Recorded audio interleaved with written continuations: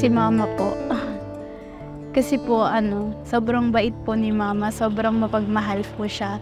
Then lahat po ng mga gusto po namin binibigay po niya. Hindi po siya napapagod na mahalin kami araw-araw. At saka lagi po niya kaming pinapaanlahanan na mag-iingat kami at saka gawin namin yung mga masasayang bagay, pati yung mga bagay na gusto po namin. Ang taong hinahangaan ko is yung close friend ko po na pangalan ay Annie. And ang katangian po na pinaka nagustuhan ko sa kanya is yung personality po niya, which is, ayun po, super caring in general, super sweet po, and super mapagbigay. Yun po yung gusto kong ma-adapt din na characteristic niya. Si boyfriend po, kasi po, siya po yung one of the reason po na hindi po ako nag-give up kasi po, pinupush niya ako sa mga bagay-bagay na akala ko hindi ko po kaya, ganun po. Kaya siya po yung reason and yung special sa akin. For me, yung father ko po kasi nagsakripisyo po siya sa abroad and na yung effort po niya, and he always encouraging me po na magsipag po sa pag-aaral at may makamit po sa buhay. Kasi mahirap po maging mahirap. For me naman po, yung taong hinahangaan ko is si mama po kasi magaling po siya mag-balance financially, which is kabaliktaran ko naman po, and gusto ko po ma-adapt yung ganong characteristics ng mother ko. Same lang din po ng sagot niyo po. Kasi po yung mga minsan po kapag hindi ko na po kaya sa may schoolworks po, tinutulungan niya po ako. Siya rin din po yung special person to me. For me, si Gio Ong po, yung vlogger po. Kasi po mabait siya, then parang mature po ng utak nila. Tapos po yung nasa paligid po nila, lagi pong good vibes. Tapos po yung pagka walang-wala na po ako, tapos pagka yung nasa down era na po ako, nandiyan po sila para po i-cheer kami po. Tapos para po mawala rin po yung takot tsaka yung kaba na nararamdaman namin. Sa akin po yung parents ko po kasi po binibigay po nila lahat sa amin po. Tapos ginagawa po nila lahat. Yan lang. Thank you po, ma'am. Kasi lagi po kayo nandyan para sa amin.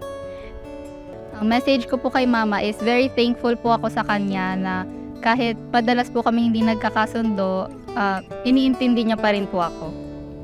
Sa akin po, gusto ko po muna maghingi ng sorry kasi kanina po hindi po kami nagpapansinan ng maayos. Ayun po. Ayun, sorry po. Pero thank sa friendship po. Ang message ko lang po sa kanya, tuloy-tuloy lang po yung pag-aaral. Wag pong papabayaan, kasali pa naman po sa top. Thank you, ma, pa. Kasi po binibigyan niya sa amin lahat. Ingat po kayo palagi. Message ko po sa kanya, maraming salamat po kasi kapag po walang-wala na po kami, ang dami po naming fam po, madami po kami. Tapos pag walang-wala na po kami, nandiyan po sila para tulungan po kami sa mga sinasabi po nilang advice. Lagi po kami natutulungan. Ayan, message ko sa'yo na sana mag-ingat ka palagi and God bless always, and sana umuwi ka na ng maaga. Matinee Idol. Ito ay ang hinahangaan ng tao na lalaking celebrity o artista na karaniwang leading man o bida sa pelikula. Hinahangaan ng matinee idol dahil sa kanilang good looks at pagiging magiliw sa kanilang fans. Pero kung Biblia ang tatanungin, sino nga ba ang ating dapat tularan? Sa pag-ibig ba ni Kristo, inuuna ang sarili? No? Pakinggan nyo sa isang talata ng Korinto. Unang Korinto, 24, basahin natin. Huwag hanapin ninuman ang sa kanyang sarili, kundi ang ikabubuti ng kapwa. Ayan, hindi mo uunahin yung sarili mo eh.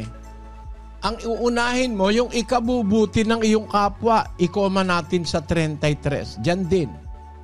Nagaya ko din naman na sa lahat ng mga bagay ay nagbibigay lugod ako sa lahat ng mga tao, na hindi ko hinahanap ang aking sariling kapakinabangan, kundi ang sa marami, upang sila'y mangaligtas. Tuloy.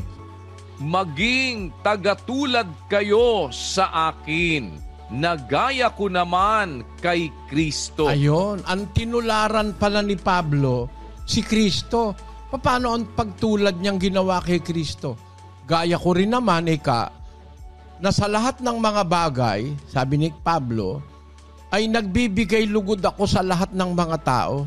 Hindi ko hinahanap ang aking sariling kapakinabangan, kundi ang sa marami upang sila'y maligtas. Tumulad kayo sa akin, gaya ko kay Kristo. Di si Kristo pala, ang hinahanap muna yung sa iba kaysa sa sarili niya. No? Inuuna niya yung kapakanan ng iba kaysa sa sarili niya. Kaya nga nang umibig siya, ibinigay niya yung kanyang sarili hanggang sa kamatayan. Hindi niya inuna yung kapakanan ng kanyang sarili. Ganun ang ginawang pag-ibig ni Kristo. Basahin natin sa Efeso, sa Kapitulo 5, versikulo 25. Mga lalaki, ibigin ninyo ang inyong asawa, gaya naman ni Kristo na umibig sa iglesia at ibinigay ang kaniyang sarili dahil sa kanya. Yan ang pag-ibig na ginawa ni Kristo. Isinakripisyo yung kanyang sarili dahil sa iglesia. Hindi baling siya ang mapahamak, hindi baling siya ang mapatay, hindi baling siya ang managot sa kasalanan ng kapatiran. Mailigtas lang niya ang iglesia. Binili niya pati ang kasalanan ng iglesia. Tinubos niya ang kasalanan ng iglesia ang katotohanan. Ganon kung umibig si Kristo. Iyon ang sinasabi niya sa mga alagad. Isang bagong utos ang ibinibigay ko sa inyo. Mag-ibigan kayo sa isa't isa. Kung paanong inibig ko kayo na hindi ko inuna yung sarili ko, ganon kayo mag-iibigan sa isa't isa. Sabi sa Biblia, ipagpauna ng isa't isa ang iba. No? Pakinggan nyo. 12 Gs, ang pag-ibig sa bagong tipan, iba eh. Sa pag-ibig sa mga kapatid ay mangagmahalan kayo. Sa kapurihan ay ipagpauna ng isa't isa ang iba. Hindi mo ipagpapauna yung sarili mo. Ipagpapauna ng isa't isa ang iba. Uunahin mo pa yung kapwa mo eh. Sa pagmamahal na itinuro ni Kristo, hindi ka gaya sa matandang tipan, ibigin mo kapwa mo gaya ng iyong sarili. Hindi mawawaglit yung sarili mo, mauuna mong ibigin eh. Pero sa kay Kristo, ipagpapauna mo yung iba eh. Iibigin mo muna sila eh, bago yung sarili mo eh. Gaya ng ginawang example o ehemplo ni Kristo.